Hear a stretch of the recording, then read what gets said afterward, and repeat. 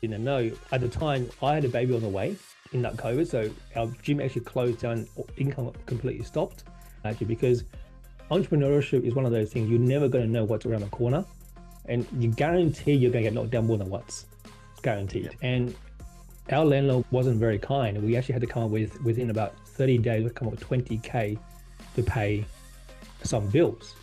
I was like, okay, the one thing you're going to realize that the business that you build today may not be there in 10 years. It may be future, not based on what you're doing right now. Like what we're doing right now, what you and I were doing with our businesses. Welcome to SaaS Dads, where we scale SaaS without sacrificing family. All right, we are back for another SaaS Dads. I've got Chen with me today. How are you, Jackson? Hey, Gary, it's always good to be here. It's good to have a little chin wag with you. Mate, we have a lot of chinwags via WhatsApp most of the time. We're big do. texters, aren't we? Like we do talk a bit, but we don't actually get FaceTime a lot. Actually, we do a lot. No, we talk a lot on WhatsApp when I have all these questions where you tell me to refer to the support docs. That's right, mate, I do. But I wanted to get you in here today, right? Because I think it's really interesting that you are what I would call a silent sleeper in the high level community. All right. And is that you've built very well. You have a great business, but a lot of people don't know who you are. Like you're very quiet. You everybody, you're in everything. You definitely know a lot. You're very technically savvy. You fly under the radar a lot, mate. And you've done all that as well. You've grown a great business over the last few years. And you have a beautiful family as well. You've done that with your wife and your children. Yes. Yep. So you've got ACR 365, which is what you kind of started with, which is that's one of mine. Yeah, one of yours. That's it, because you've got a few more now. So that was your gym niche that you started into. First and foremost, for those people that don't know you, because like I said, you're underground, mate. A lot of people don't know who you are and how big your business actually is. Give us a little bit of an insight onto where you started and what you grew into in your niche, and then where you are now. Yeah. Okay. Great. Like you said, Gary, we started off as just a gym niche, specifically about 5 years ago in the ACR space. We're only specifically working with gym owners with automation to marketing through HighLevel. Grew to a fairly substantial size for me, and now was quite comfortable. But since then we've grown into a couple of other branches within the HighLevel space with Lead Scout, Chatwise, and we also have a different develop company where we actually partner very well with a gym software space, Zoda. We've got quite a few hundred clients where we actually service across the space, and all of these products came under the agency HighLevel tool as a baseline to service. So we do everything from automation for gyms, marketing for outreach for home-based businesses now, and then integrated with gym softwares that is marketing plus gym management plus everything else they do when it comes to payment gateways and so on, and then all underpin all these different businesses with the HighLevel software and platform that we use today. So it's just grown from something that came out of a necessity in a way, because the business was born out of COVID, and then it became something completely different. Yeah, and you've grown, like you say, you've grown substantially during that time from ACR, just that gym niche, into those other areas. And like your technical prowess, mate, because you were a gym owner, right? That's how you started, right? You had you had one gym, two gyms actually. I had one gym at the time. Yeah, one gym. Yeah. So you were a gym owner. You're not a techie, right? You just kind of got into that area. I wasn't techie, but at the same time, I'm also techie at the same time. I love my tech stuff, and I also went into gym space. I didn't come straight from the gym space, but I was able to operate it because I was an operator and a trainer. But for the technical side of things, I'd always enjoyed the technical side of things in creating things and setting things up. But definitely coming into HighLevel, that was a whole new area that I had to learn and understand, and very much on even the whole marketing side of things. I really don't know much about at the time, but I really had to learn about automation, learn about how to. I didn't know what Zapier was. Like, if you asked me 5 years ago, someone said to me what a webhook was, I was like, what are you talking about? What's a webhook? And then now we're doing these API calls. It's like the whole different framework of conversation now. But now when we're talking to each other, we're talking about webhooks, we're talking about API calls, we're talking about throttling. It's like, these were not in our conversation 5 years ago in the gym, that's for sure. And so when you made that transition from like gym, like running and owning a gym to start up high level, what was that like? Was that a big leap of faith? Did you transition over slowly? So you started the gym and side hustle some clients on the side. I love your sign there, like the hustle hustle, because that is Yeah, you, right? I got that because that is how I've lived in a lot of ways in different businesses, but you just have to hustle because Mm, as I alluded to early on, the ACR business came about out of necessities. I was using high level through another platform at the time for my gym business.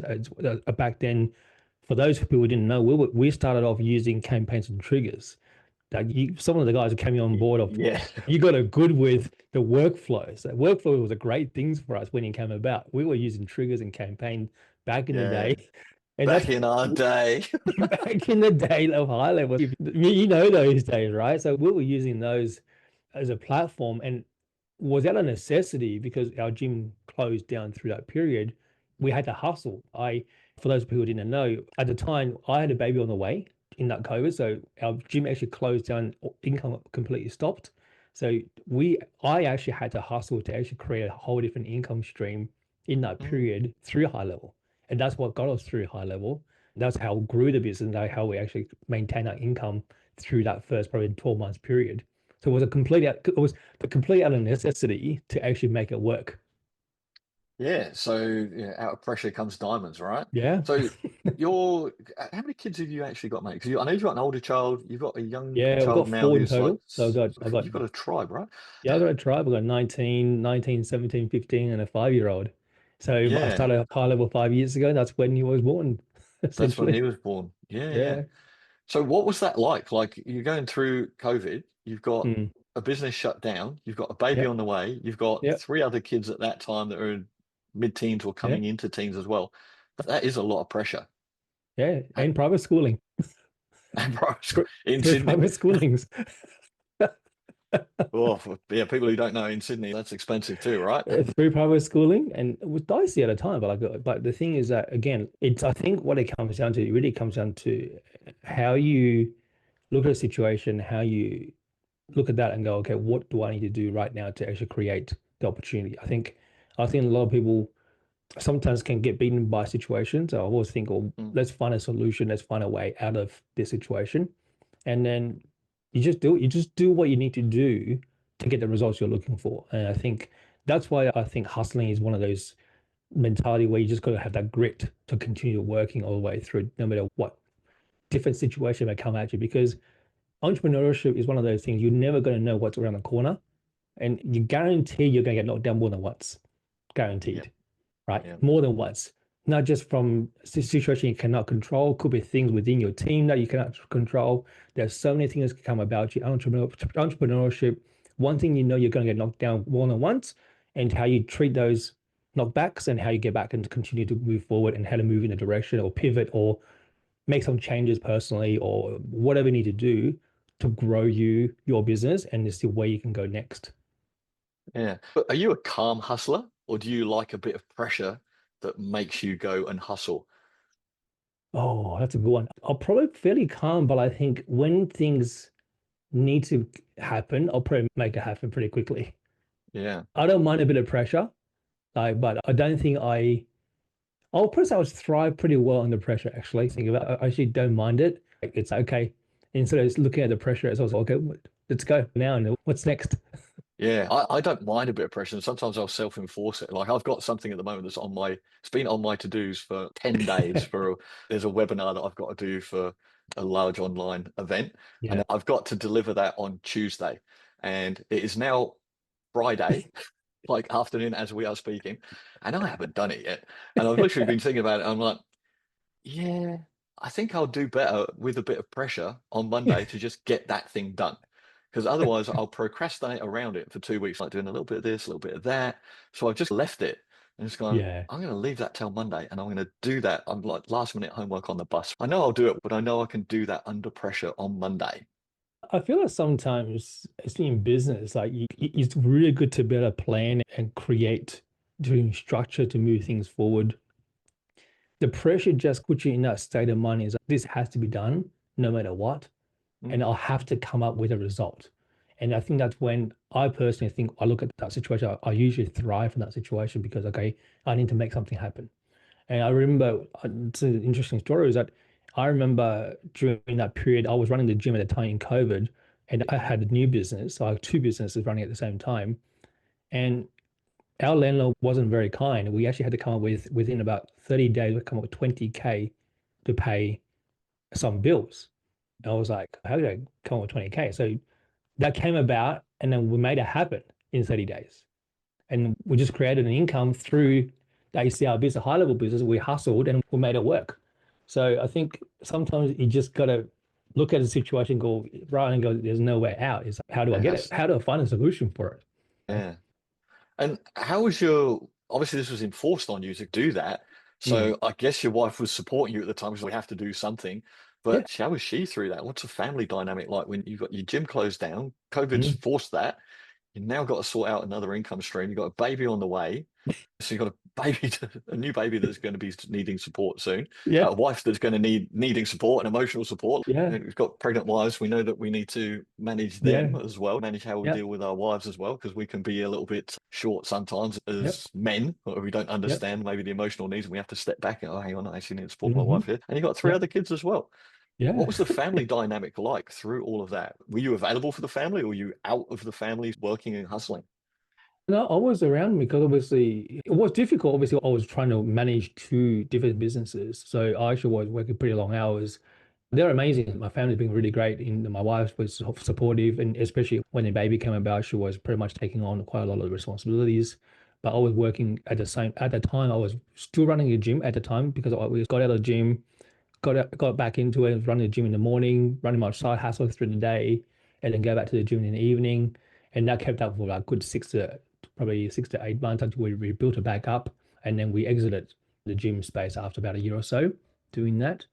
But that was the dynamic was that I had to do what I had to do, and then she knew what that was, and then she supported that, and I'm grateful for it. And I think that's one of the best thing that in any relationship, especially being a business owner, if you have someone that's supporting all the way, that you've got to be appreciative of that. And then for anyone who's looking at a couple where you have someone who's successful in business, it's never just one person doing that success. It's always done because of two people.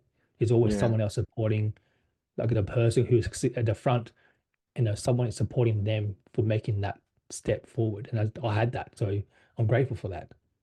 And you guys always seem to have a good philosophy around business and finance and managing your life. And there's two things that stand out for me that I remember seeing from you. And these are things I saw Mm, on Facebook. yeah. And one of them, this was just a comment in somewhere because people are always talking about building their seven-figure agency Yeah. and they want to get to this financial target. And I Yeah. remember you posting in a reply to something that someone put about this. This is my goal. I'm charging to that. I remember a reply from you, and it was like, yeah, but once you get to 30 to 50K, how Yeah. much more money do you actually need? What are you sacrificing to scale to that Yeah. level? Which is a really good point. It's okay, Yeah. how much money do we need for our lives to be comfortable and manage our life and our family? And then there was something else that you put up when you bought a brand new car Mm. a year or so ago, I Yeah. think, A if year I ago. Yeah. A remember. year ago. Yeah. Hmm. Yeah, and you posted something. It was a really nice post where you put up and said, me and my wife always agreed that if we were going to use debt, we were going to use debt to grow our income, not to put Yeah. it on depreciating assets. Yeah. And we're now 100%. fortunate to be in a stage where we've just purchased our first brand new car for cash, basically. Yeah. Yeah. And I think that's a really good mindset to be in because people they can start to get money as they start to build and grow and whatever, and they just spend it on other things and they Yeah. just increase their lifestyle to manage to match the income that they're getting. But Yeah. you've Exactly. always seemed to be very level-headed. And every conversation I've had with you, you're a very level-headed human around all that Yeah. stuff. So what advice do you give to people about that in that growing scaling phase to manage their finances to their lifestyle? That's an interesting one because, and I think there's nothing wrong with striving for a good figure, like at a seven figures. Some people 10K, 20K, 30K, 40K, 50K, 100K, it doesn't really matter. I Mm. think the finance can be a great goal, but my point is always been there's only so much a person need to spend or can spend. And I think our figure, there's a number that we as a couple we are happy with. And once you get to be on that point, it becomes more than just the numbers. It becomes more than just how much can I get for my lifestyle. It becomes more like I think the goal changes once you get that 30, 40, 50K mark. It's like, who else can I impact? What can I do to impact other people's lives? And the income will follow, obviously, but the primary goal is always been, this is what we need as a family, this is what we're happy with, this is what we need to strive for. We never strive for, that's why you would have seen me like, there are days where we don't do anything. My calendar's fairly free. We do something else for the family, Mm. and it's not business related. And we have control over that. And when you're in that beginning stage, I think the first thing you need to have a look at is that, what is it for you as a family that you need to talk to your spouse about? What is that you're striving for? It's important to you. Is it time? Is it money? Is it what? Where is that number? Agree on that number and then work with that. Anything beyond that becomes something you then put that in towards, let's say, for example, could be like a future investment or something like that, not into depreciating assets straight away, but put into something that will eventually appreciate. And then at some point, those appreciating assets will start paying for the lifestyle you want. Because your business, the one thing you got to realize that the business that you build today may not be there in 10 years. It may Mm. be, it may not be there in 10 years. Things can change. What you build today as an agency may not be there in 10 years because competitiveness can come out. You could change whatever. There's so many things can happen. There's so many different people think that the income you have today will be exactly the same in 20 years' time. This is not a job. At some point, any business will have a use by date. People who started HighLevel, say 5 years ago, will be a very different landscape than it is today because there's so many more people using it. People who use HighLevel as an agency, marketing agency, would have had to pivot over the last couple of years because everyone else has started using HighLevel as a marketing agency. So it's very commonly known. So the business you are building right now and right now today may not be the same in 5, 6 years' time. So you got to be prepared for that. That means that whatever you're doing right now is only going to be for a season.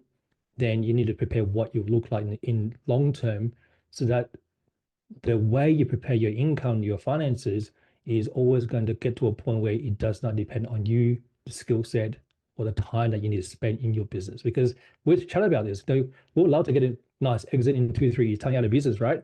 So you Yeah. can actually exit. Because if you're not thinking about that, then you're not planning for the future. Because 20, 30K, you only need that much. But if you continue to grow, how are you going to invest that extra $20,000? How are you going to invest that extra $30,000, $40,000 that you're going in addition to your current income? Because you have a number that all of us have that we live and happy and comfortable.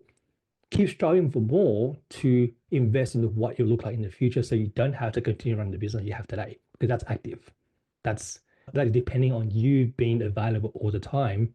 Whereas Mm. if you invest, that money becomes completely something different because now you can actually be impactful for what you do.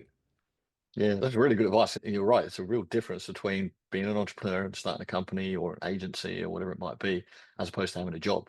Because you're right, it Yeah. might not be around in 10 years' time. So what you start out and your goal for it, you'll figure out, yeah, will that be there in 10 years' Well, time? COVID is a How do classic I example. continue? I started off wanting to join a gym. 5 years later, I didn't have one because I couldn't have one. Yeah. Started off something completely different, and that space has changed even since then with AI coming on board. So you pivot and change and you literally have to, as an entrepreneur and business owner, things will happen without you having any control over that. So Mm. never ever think that when you're starting an agency or digital space that you can keep that business for a very long time. Yes, Something will come especially, along, something will change, something will come along. That market will change. yeah, That's a especially guarantee. especially now with AI and vibe coding and all the things that are happening with large language models, like uh, CRMs are probably going to become a bit of a thing of the past because you'll just have something you will talk to that will manage all that, like running ads for companies. That'll become a thing of the past because AI will just take care of it. Doing graphic design, thing of the Yep. past. Writing copy, thing of the past. SEO, thing of the past. Yeah. Like all Yeah. these things will die out. It That's will die out and it will change. And I think the one thing I would say to anyone who's actually doing anything in this space is that just be aware that what you're earning in your bank account in terms of your income, that can potentially change very quickly. mm, And it may not be as easy as it looks to grow a seven-figure business in day and age, but it's like if you can, fantastic. But like, it's really thinking about what is it you need to do to continue your financial future, not based on what you're doing right now. Like what we're doing right now, what you and I were doing with our businesses It's just a vehicle. It's just a tool. That's all it is. It's just a tool to get to where we want to go. Like it's not what we're resting our future on. We do it because we love what we do. It creates great income, and then from there we want to invest into something else so we can have a better lifestyle without it depending on our time being invested. The late nights, the crazy meetings that we do while we're building in the building phase, that those things will pass when you invest properly into the future. Yeah, absolutely, mate. Now, I want to ask you about your t-shirt. You got grateful on your t-shirt there, mate. For anyone Yes. who's watching this, they can see it. And if you're listening to it, Jackson's wearing a nice t-shirt with grateful written on it. What are you grateful for? Oh, this was a shirt that I got up at Gold Coast. I'm grateful for a lot of things. Family. I'm a Christian. I'm grateful for my God. For me, like that's one big thing that I rest on is that, what my life is based on not just about me. I live for other people. I live for a Mm, greater purpose. And I'm grateful for my family and my kids, and I'm grateful for all the things I have, all the ups and downs. And I think that's my word for the year where I want to always focus on gratitude. Be thankful for every moment, be thankful for everything that we have, and be thankful for every experience that we have. And I think that's a really important part too. Be grateful for whether it's good or bad, but always understand that there's an opportunity to be grateful. And I think if you had that philosophy, life is a lot easier. what's the greater purpose? What's the greater Greater purpose you purpose? feel that you've got for life? I think for me, it's always about, how can we impact other people? Yeah. How can I impact another person's life? So I serve in my community, in my church, so that what is my greater purpose? And you probably didn't know this, but I actually studied theology for a while. I was a volunteer pastor for a couple of years. I So didn't know that. No. there you go. Okay. So there was a pathway that I was going down that where I was very much into being able to serve other people in a greater purpose in understanding what other people lives and how I can impact other people. I think the greater purpose in all our lives is once you get yourself and get your life settled and get your life in the right place, the greater purpose is what can I do today to impact another person? What can I do today to be able to help another person with what they do? And I Mm. think that's for me, that's always been a philosophy is who can I help? Okay. But I never think about the charge or fees. Who can we help today that will help another person for? Because I personally have other people reach out to me and give me a hand up over time. And just I think it's all about paying things forward.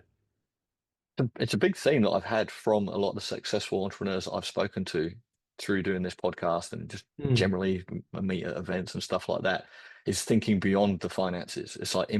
impact was something that came up in a specific interview that I did for SaaS Dads with Joel Keddy from VA Hub Pro. I asked him Yeah. what his goal was, and his Yeah. word was actually like impact. He goes, how many Yeah. people's lives can we impact through what we do in Mm, our business? Because there's a ripple effect of that.100%. We help an agency to grow. That means that the person who's running that agency has got hopefully more time, better Yeah. income. That means that they're now happier at home. So that means that Yeah. their wife is potentially happier. They're happier Yeah. with their family because they've got more time to spend with their family. So Absolutely. it's that ripple effect of that impact that we can have as long as we provide good services, quality Yeah. products with integrity Absolutely. as well, I think. I think that's really important. Absolutely. No, for sure. For sure. Yeah. And what about family? Where does family fit in? You've been through a journey. Mm, I know that you're at a good stage now because I see you haven't been on holiday, you just come back from China, yeah. Singapore, China. uh, China. China. You went to China. I know you have good quality time. Your wife is a stay-at-home mum still. Mhm. She Yeah. looks after the Been kids. staying So home for 6 years. Yeah. yeah, which is that's really nice position to be in. How do you spend your time with family? Try as much as I can. No, As much are as you possible. as much as possible. Now we're pretty flexible. Like I know here's the thing, right? Like the great thing about having a business is that you can be very flexible with our time. So when we're busy, but at the same Mm, time, having three teenage kids, life can be very busy with different directions, different things they do. So we typically have, we had one afternoon that we block out. That's our time that we have with family. Then we always try to be intentional about the time that we spend with home and try and get families together. And then that's what we do. We still work very busy with life in terms of work and building businesses, but the flexibility of what we do now is that I've only just got back here. This is my first point of work today with you. So we've been out and Thank you. about this morning, right? We've been out and about doing things and they're running family life, kids and things like that. But it's great to be able to have such a great control over the diary. So family time in the morning, come back, start work, and now I'm going to do something else in the evening for the community. So that's how I spend my time at the moment, where I have blocks of family time and blocks of times I do obviously with other things I do outside of work, and then I'll block off certain times with my team and making sure things are running the way we need to. Yes. And that wide range or wide age range that you've got with kids, Yeah. how different is it now, like having a 5-year-old and a 19-year-old? Are you a different dad to your 5-year-old than you were to your 19-year-old? Oh yeah, 100%. He gets Yeah. everything. The 5-year-old? Yeah, just gets away Everything with it all. goes. Everything is okay. Everything's fine. Everything is fine. Just way more relaxed. Like it's Yeah, easier. relax. What's the difference now between that's 14, you had other children in between, but Yeah. 14 years between their ages? Like, how was Jackson, dad to the first child, compared to now? Yeah. That's actually a really good question because I think as you go through different children, you start to learn different things along the way. I Yeah, think you probably learn from your mistakes too. The first time you come, you can, oh, I had no idea. Now, I think a lot more intentional. We'll do drop offs in the morning. So fortunate. I have the opportunity to take them to school every morning. We can pick them up every afternoon. We can go do something in the afternoon. So I think the difference is that I'm a lot more intentional with my time. I was tied into work previously, so time was limited, but I still had business back then. But I think the difference now is that I'm a lot more intentional with the time I do have, and then mm, making sure that I'm able to spend the time I do have with that early childhood period, because I know that's such a big impression on them to be able to have that flexibility to have invested time with them. So I think that's a big difference. Is that a lot more intentional how we being a dad, how we've hopefully been like trying to be stay as present as possible, but that's what the difference will be. and you think there's a big difference in kids now between, like 19 years ago, but when your oldest child now was young, like Mm, 3, 4, 5 years old. yeah. Was there even iPads around then? I don't think we had iPads. Well, we did have iPads around No, and we stuff had then, it, didn't but we? I don't But think they not had it really. till It yeah, they wasn't may have had it till wasn't really the the same. early late, maybe late, like 5 or 6, oh maybe 7 or 8 they had it back then. But They did them back then. But like technology is so prevalent now, and then we work in a yeah, tech space. Have you changed your approach in parenting? Were you less technically orientated back then compared to now, or do you? I was a lot less back then. I think I'm a bit too much now, I think, because they see us on the computer all the time. They see us on the iPads, on the phone all the time. So you almost Yeah, have to, you literally have to change it a little bit. If not, if anything, I think I personally would need to make some changes to make sure that they have to spend less time on iPad because they're so prevalent in everything they do now. Like, so that's what we're very trying to be intentional in what we're doing to make sure we actually try and keep that away from them as much as possible because they just see it all around them. Like their older siblings, particularly his older siblings see all the on devices most of the time, computers, they're on the phone, they're yeah, communicating with their friends on the phone. So they see it, it's all around them. So again, we almost have to be a lot more intentional to try and avoid that part of that iPad technology in that space to help and not to get into that too early. yeah. Do you wonder about the influences of that technology on like young brains and stuff? Because I do. Like, I don't think we understand. Oh, I don't think we really understand it yet. There's enough studies out there now that say that yeah, it's not great. There's some that just say, oh, look, don't worry about it. But I no, don't think we really I understand the think there's impact, do definitely we? effect. I mean, I know that we see it, especially in different times where it's in different, especially when we go on road trips where they jump on an iPad or something like for prolonged periods of time. They just change. Mm, They're not, it's not the same child. They behave differently. They have different expectations. And you can see he's so much happier just being outdoors. yeah. This afternoon, we're going to go pick him up and then we'll come back and he's already requested he wants to do some painting at home. So we'll do that. We'll come back and do some painting and that's what we do.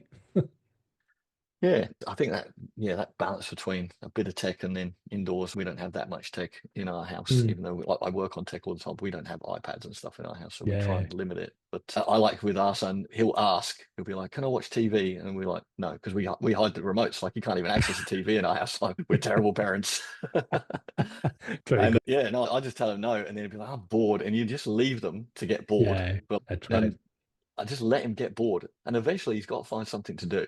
So They then I'll do. find him, he'll be reading a book, or he'll be playing with something, or They'll play with you some know, toys, and they start. The imagination starts after they've been bored. yeah, or hitting a piece of wood with a hammer, whatever it is. But they'll find something to do. I think it's a very undervalued lesson for kids that they don't learn to be, or they don't get bored enough, so they don't learn to manage that That's boredom actually and very find true. something to do. No, that's very true. I think that's a big part of it. I think you're exactly right. If they're not bored, they're not given the opportunity to think and to try Yeah. and be creative. Yeah, because I will literally leave my son and just go, no, you're not watching it. I said, you need to find something to do. I'll give him some options. Go, look, there's basketball outside. You can do this. You go Yep. call for one of the kids in the neighborhood. I said, Yeah. you go figure it out, mate. I'm not doing it for you. And then Yeah. I'll leave him. Exactly. I go, Yeah. Exactly. I'm going to go and I'm going to go train. I'm going to go work out or do something and Yeah. like Exactly. go figure it out. And then I'll just leave him. And I think Great. that's, I don't know how much I don't know how much he hates it, but I'm sure he'll be grateful for it as he goes down the track, as he get a bit older. uh, You'll at appreciate it, some I'm point. sure. At some point. Well, your kids, like you mentioned faith. I don't know that much about your faith or Hmm. your involvement in religion, and I didn't know about your studying as a theology for a while. But are you instilling that into your kids, like religion? Do you make sure Yeah. that they follow Christian Yeah. Yeah. faith-based values? Sorry, fall Yeah. apart. Yeah, 100%. They follow that value. They serve in church. They involve heavily in terms of what they do. They're part of what we call the Pathfinders. Essentially, it's like Christian scouts. So they do camps, they do survival skills, they learn community service, all the things they do as a scout with the Christian faith. So we do encourage that, but at the same time, we also understand faith is something that they have to discover for themselves. So Mm. each individual have to go discover it. They have to. There's going to be a relationship they have to have. So that's what we encourage them for to do. So you have to, we can show you the way, but in the day, you need to be the one that goes and develop that relationship, develop that understanding, develop that skill that you want to have. Yeah, it's something I wish I had more of. Like, I'm not a Mm, religious person. Like, I don't believe in God. I don't have yeah, faith. I yeah, don't have anything against it. I think it's actually a yeah, good thing if people have got it because there's definitely some good values, there's good paths yeah. for people to take and follow the moral compass of all that kind of Mm, thing. I just can't find myself involved in faith. And I've had a lot of discussions around that with various people about it because it really interests me, yeah, but I just can't get my head around it. I need to see, feel, hear, and touch it. You know what I mean? To yeah, believe that something's real. And yeah. just that idea of just having faith, I'm like, I don't know. I don't know about that. I was having a really good conversation. When I went to Pakistan and I went over there and I Oh yeah, spent time with our yeah, CTO and our whole dev team. I yes, think that's when you were yeah, in yeah, yeah, China. I yeah. was That's over right. I there. was in somewhere else. Yeah, I was in Gold Coast, I think, or China. I was in China Yeah, or well, something. and we were having a really good conversation because they're all very religious. Yeah, we were having this conversation about because they expected me to be a Christian. Yeah. And I was like, yeah, no, not really. I guess I was brought up in Christian faith, like at school, there was hymns, prayers, but I've never been to church in my life outside of like a wedding and a funeral, really. Oh, there you go. That's it. Just never been. Like I don't have an interest to go for me. And they were quite surprised at that. Oh, what, you don't have it? And I was like, no. And we talked about faith and religion and all that. And I was like, where do you believe you'll be, when Mm. you die and they have their beliefs on where they'll be? And I was like, I don't know whether it'll happen or not. And they said, well, I guess we'll find out. One day when it happened. We'll either see you there or we won't, basically. But I got in with one of the guys because one of the team, one of our lead developers, he's memorized every page of the Quran. I think it's the Oh Quran. wow. Okay. Forgive me Yep. The if this is crown. Yeah. wrong. Yeah. That's a big book, right? Yeah. And I might get this a little bit wrong, but apparently, if you've memorized every page of the Quran, that gives you a special entitlement. So when you Yeah. actually pass, you're actually allowed to take, I think it was like 50 people or something with you into heaven. You Okay. can take like non-believers or people that may have fallen Yes. off the path Yep. because you're so spiritually endowed, Yeah. you're allowed to Yeah. bring a group of people with you. And I was like, all right, if I'm wrong, can you just remember me when you get to that point in case I need a little helping hand? Where should take me with you? Yeah, just in case I'm wrong, like just give me a little leg up, basically, because Yeah. I might need it. I might need it. Yeah. 100%. Oh, that's good. But yeah, it does fascinate me. It fascinates me the whole thing about faith, about how path. But I like the moral guidance and the moral compass Mm, it can have. Um, 100%. but yeah, And the that's what whole we teach our faith. kids. We teach our kids that, and it's you got to discover that it's a moral compass. It is a moral compass. It is something that bigger than yourself. So each individual will have to make those decisions for themselves as a person as they grow. We're Mm, trying to instill it, but we don't force it. It is something that they have developed over time. We just give them the opportunity. yeah. What are you most proud about your kids? Like, how are your kids doing now? So you've got teenagers. What are they doing compared to you've got one at school? Yeah, Where are I've you? got Where are you putting your energy to oh your gosh, kids, or where are you so helping to guide them one to?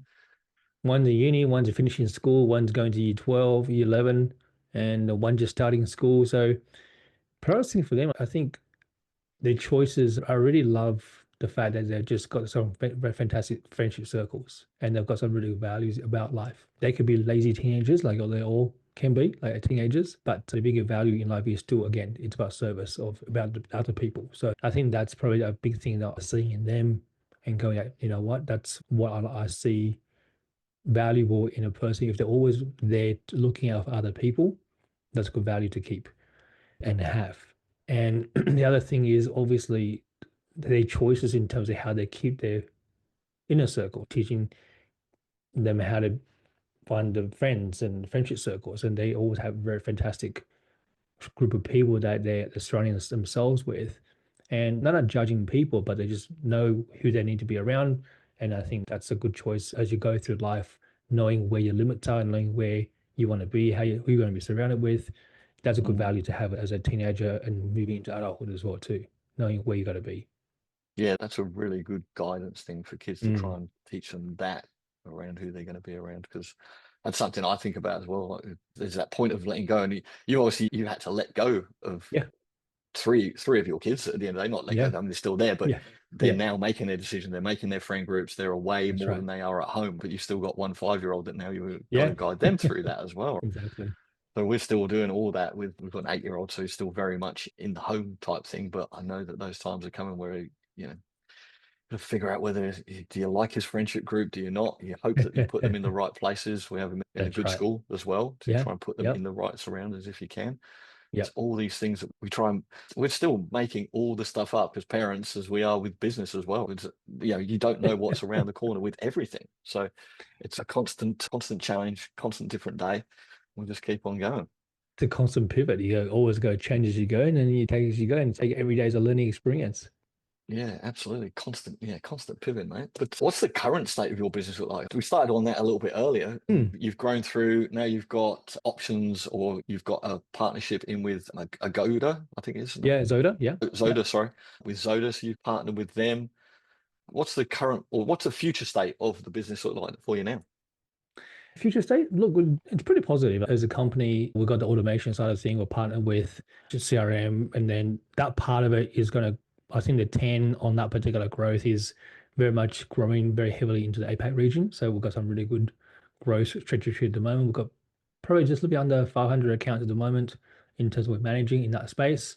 And then in addition to that, we'll also have our other business, which is all the AI agencies and the chatbots and AI powered lead generation businesses. So that's just a growing space. So we're growing very quickly in that space. Partner with a marketing agency who I work with. We're growing about 10 accounts at the moment on the weekly basis. Mm. So that's a very fast-paced growth. No, things are good. Like things are, I think we're looking at tracking in a very positive space at the moment. I think just now we're in that space of how do we continue to this growth and making sure nothing falls off along the way. Yeah, that's very true, mate. So you're a good size as well. You would be a gold or platinum SaaSpreneur, like technically, effectively. Yeah, definitely gold. I don't look at that stuff very Yeah, much. have you even put in for that? I don't think you've even done it, have No, you? No, I that's what I think mean. Like you once. just fly fully under the radar. You don't even worry about that stuff. You just focus No, forward and not go, really. It's great to be on that. I've been threatening to come to Dallas for a few years now. yeah, I think I may even make it this year. I don't know, but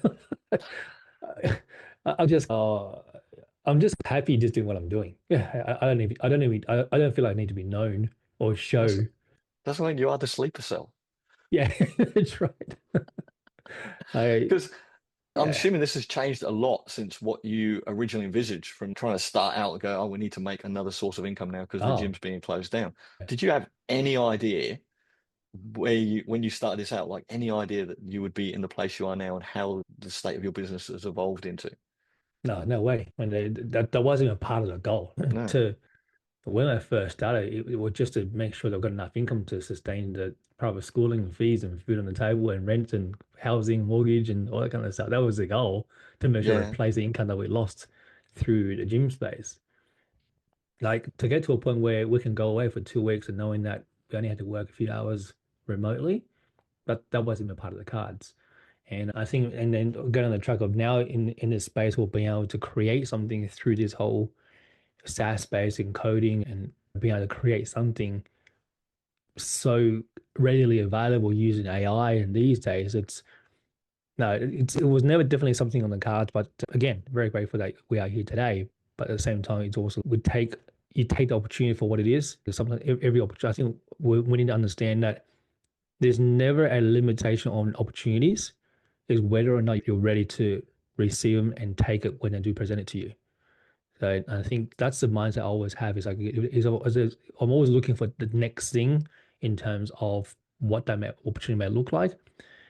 Probably get caught up in it a little bit too often in terms of that whole shining object syndrome. I have to pull myself back quite a fair bit all the time. But I think for those people who are thinking, oh, there's no opportunity, that's not true because I'll get opportunities presented to me every single day. Is whether or not you're going to choose to take those on or not. That's what makes you probably a better business person in the long run. But there's opportunity out there. If you're starting out, want to do something, want to create something new, then it's out there for you. But pick a path and making sure you just continue down that path. Like what you've done. Like I think what you've done in the last 18 months, 2 years came about of a problem that we shared a few years back, and now it's turned into a Yep. fantastic little business. You've been very helpful, mate, on that journey too. So thank you. Like you've helped us a lot with your, what to say, your problem solving, your problem finding. You managed to break everything. So Yeah, problem finding. Good at that. you are, mate. But with the direction, the way things have changed for you, like even though you're under the radar, like I very rarely Mm, see you post in the high level community or any of the various high yeah. level communities that are out there.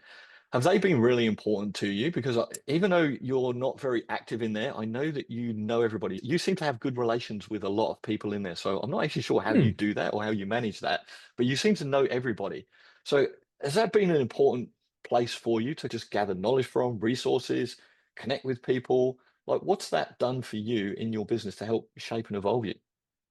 That's an interesting one because I think just being able to be part of the community and just seeing what other people are doing is an opportunity to learn from the other person as well too, to be able to see what they're doing and see what they've done. And by sharing the journey with some people it also means that they're able to, whether they know it or not, them doing what they do in the community also shapes what I do in the direction that I move forward as well in the business. So I think we've mentioned this briefly is that your network is such a big part of where your growth will be and who you surround yourself with and Mm. who you put yourself in the position of is going to really shape the direction you have as a business. For me, in being part of the community and trying to keep it pretty low profile, but at the same time being able to connect with different people again, it gives you the opportunity to see different startups, different ideas, and sharing different things, and really be part of that journey with other businesses. Been really good. Being obviously with you from the very beginning, various other startup companies being part of as well too, and just seeing the growth, seeing the journey, and getting that feedback. Because me providing feedback is also me learning about what to do in my business at the same time. So and I think it's twofold that being part of a journey on another person's business is also assisting in my ability and my knowledge to grow my business. Yeah, you've definitely inspired me at times, like with what you've done and when I first met you and what you'd done with ACR at that time, and then seeing some of the automations and things that you had put in place Mm. for custom onboarding. I remember sitting there with you one time at an event and you showed me this whole Oh, onboarding yes. automation thing that you'd built to like set up all these assets and all this. And I was like, you built this? And you're like, yeah. I was like, Jesus Christ. Like super whiz man here. What's going on?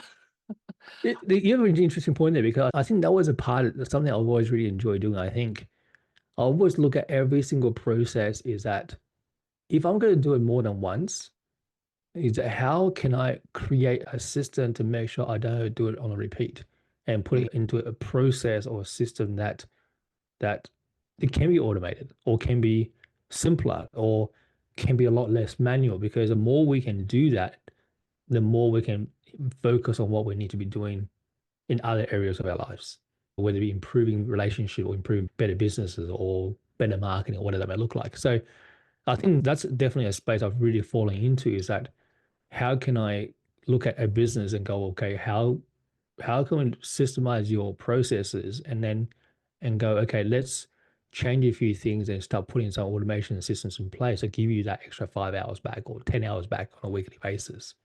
And even simple processes like onboarding seems sounds so simple, yet I was very surprised like how many people just do things so manually. I was like, why are we doing manually? Because it's the same thing every single time, right? Why don't Yeah. we automate that? Why don't we put it into a process that can be created so quickly? We cut our onboarding time from, I think in the beginning, it used to take us about probably an hour, maybe 2 hours to prepare or to even do a count up, down to now I think it's about 10 minutes to get someone going from sign up to starting an account, and then get them set up within probably the next hour, have it ready to go. But that took time to actually to put it all together. Yeah, But that's that's all what part it of the is. journey because you didn't Yeah. know that when you start out either, right? You don't know No. exactly what the process is. And when you start onboarding clients too, or whatever it is that you're doing, a process for anything, the first Yeah. time you do it, you go, all right, that's how I started here and I ended up here. Yeah. That's all good. And there were 10 things I did in between. But the next time you do it, you go, oh, actually, I didn't need to do that step really, but I Yeah. probably should do these two things. And it takes you a bunch of manual iterations until Oh, you've actually huge. figured out the process. I see this with a lot of people where they actually go through and they'll go, oh, I need to have this all perfect before I can launch this thing. No. I said, no, you don't, because you actually No. don't know whether it's right or not anyway, because you haven't done it yet.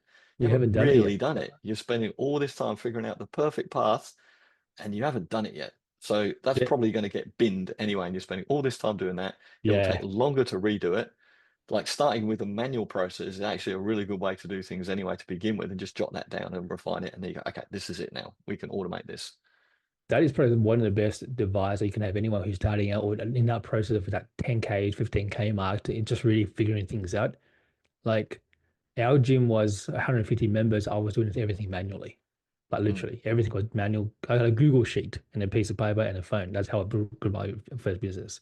For my ACR business was the same. Everything was manual. I did everything myself. I did it all myself.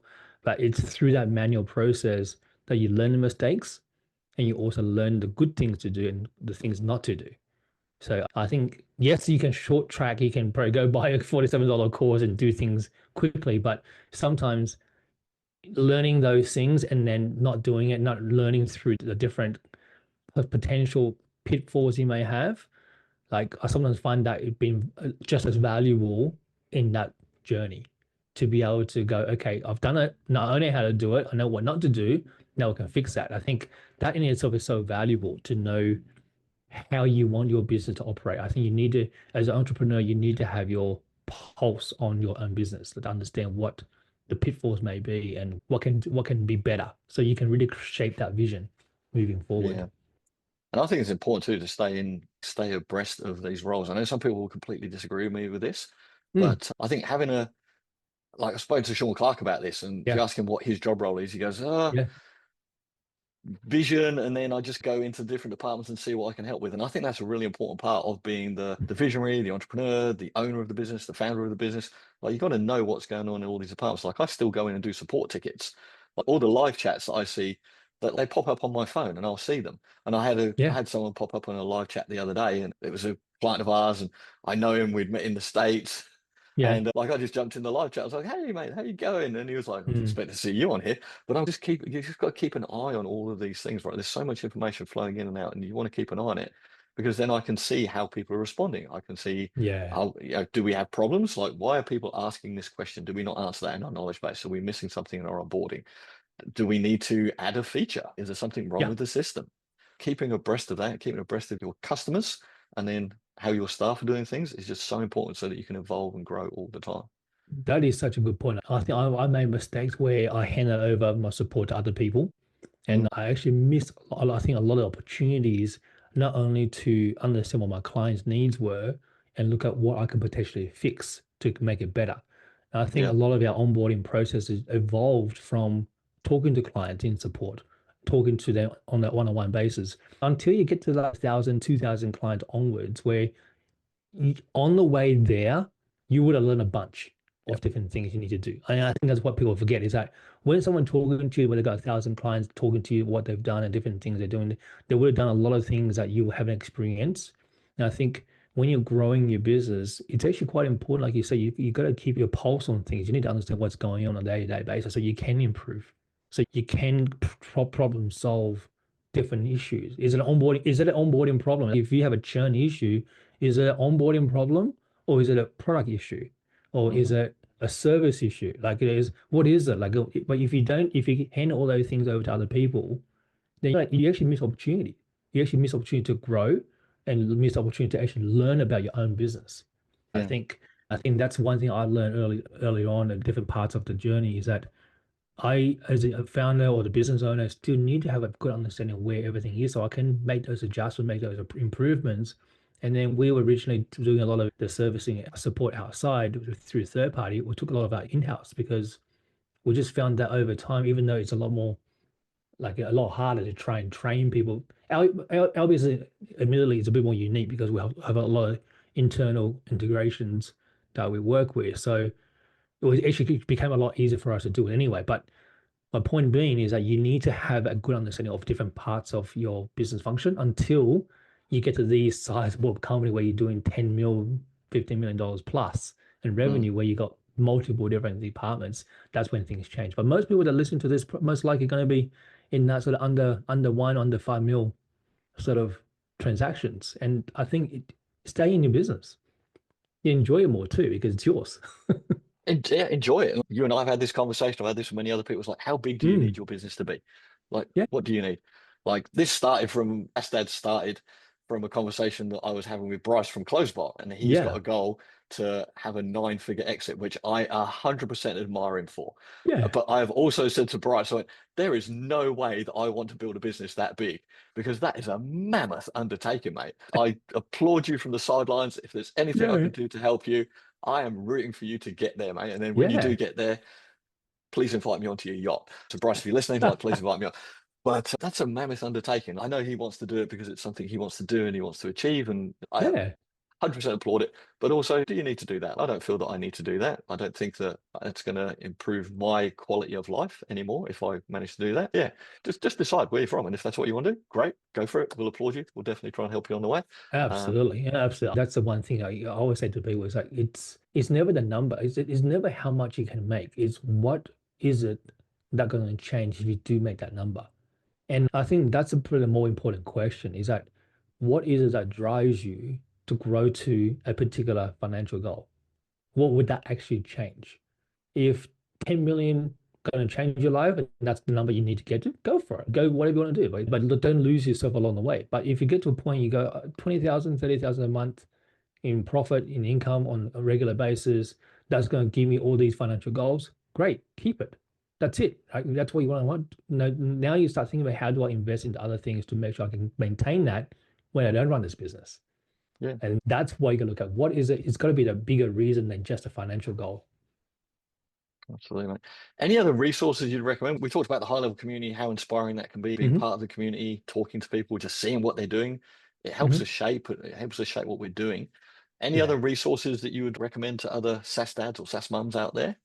I do Audible. I think that's a really good resource. I think I listen to a lot of different. I have a subscription on Audible, so I listen to books at different Mhm. times. I like to listen to podcasts. I'm a follower of two main ones I listen to: Dan Martell's podcast, as well as the Steve Bartlett, these Diary of the CEO. They're two I really love, yeah, I interesting love podcasts. I that. like those two. Yeah, I tend to listen to them just for various different things. Like I know one's a lot about tech and business and different mentality about things, and the other one, just very interesting podcast from various different guests, anything from financial to health to everything. I just find those two very interesting podcasts I tend to lean towards. yeah. I think it's just interesting stories like we're doing now. I think it's just interesting stories. You hear this and you hear other Mm, people's journeys. Just yes. because being an entrepreneur can be a very lonely path, right? You're sitting Yeah, there at your computer at 2 o'clock in the morning. Nobody exactly. understands the problems you've got and the pain you feel. That's for sure. There's a lot of other people that have the same pain and feelings Yeah, that you've got. So 100%. it's awesome doing this and talking to people like yourself that been through that. People can understand that you know, they can get there too, right? They just gotta hustle, right? You gotta hustle. You do. You do. Mate, also, thank you so much for coming in. Where can people find you? Where's the links and the socials for Mr. Jackson? Just Even though find you me. tend to be quiet. Yeah. Find me on social. Look up in Jackson Chen. You'll find it somewhere on Facebook or Instagram. Maybe we just don't put you like anything, no links to Yeah. Jackson. He doesn't. Should we blur this out on the video? Well, because Exactly. No, I'm there okay, somewhere. we'll put a link to you somewhere. ACR 365. Find you on Facebook, Jackson. ACR Fit. Yeah. Yeah. Find me on Facebook. You're a great resource. I know that you help out people in the community as well. I know that you've actually given your time and effort to people that have reached out and asked you for some Yeah. assistance or just to review things. So Yeah. you are a great ambassador for all those things as well, mate. So I No, know what appreciate you it. do. I know what you know. And thank you so much for coming in and having a chat to us today, mate. Appreciate your time. Appreciate it. Talk to you.